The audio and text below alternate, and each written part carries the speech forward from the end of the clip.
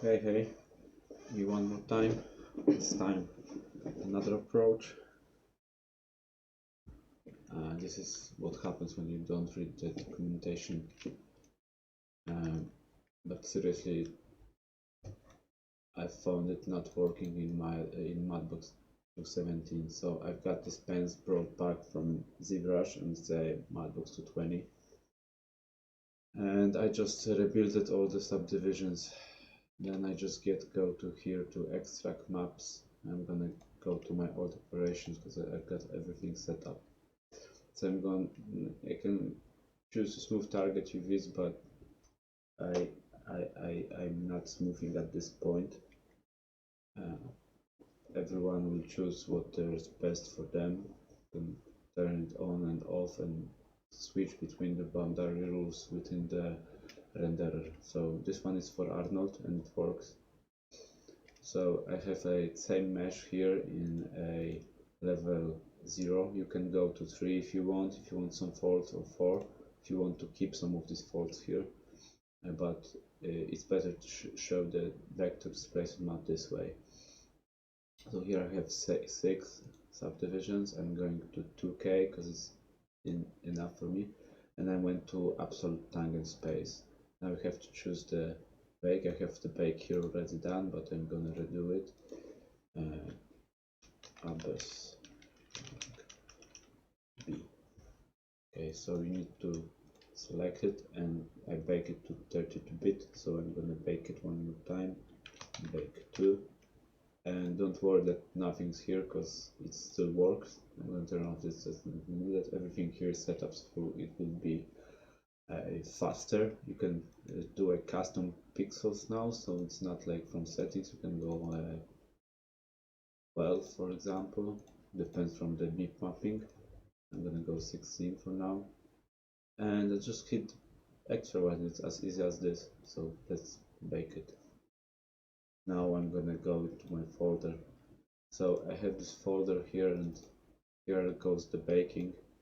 As you can see in here, we have a udim space. This is u1 v1 is the same as udim 1001, and u2 v1 is like udim 1002. So it doesn't matter because we can set it up in a fail node. So I have already baked here stuff, so I'm gonna go to Maya, and here I have like a pre-render already. So but I'm gonna do this shader from the scratch. So I'm gonna go clean shader.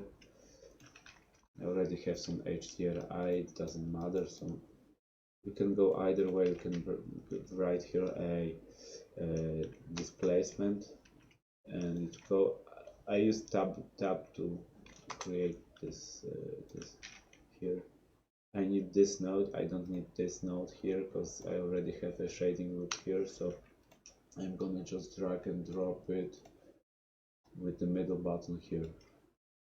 Okay, so this one is connected, and now I need a fail node. And this fail node will have to be set up in the way that is first of all, it has to have a 1 base Mudbox, and we can killers have to be utulityRaw. I tend to click on the ignore here, and now I'm gonna set the pens. Let's make sure that it's the same that I baked, so I switch it to data modified and grab the top one. It doesn't matter which you take, you can take this one. Okay, so it works. Let's grab this here and this here and assign the shader, not regraph, but assign. You can do it here, you should do it here. Okay, so this is selected, or you can drag drop or this one. Oh, I forgot to turn this on. So here, let's switch it up like here, and what I've heard is best solution is to connect it directly like this instead of channel by channel. In my opinion, it doesn't matter. We can test it in a second. So it's already connected, and we can do the test bake, and I'm gonna use the Arnold render view, and let's check it.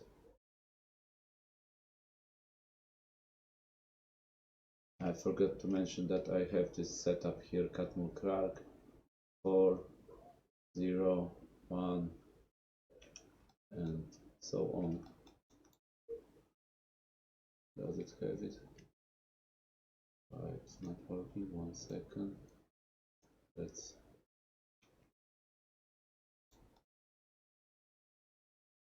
time material to selection. Turned on. Displacement. Vector. Oh, you need to switch to tangent space. Forgot doing that. So I forgot this because I had it already set up and I was just swapping the files. Okay, so my mistake, but now it should work. And we don't need to adjust any of the scale on the models and so on. So I'm gonna just stretch it a bit.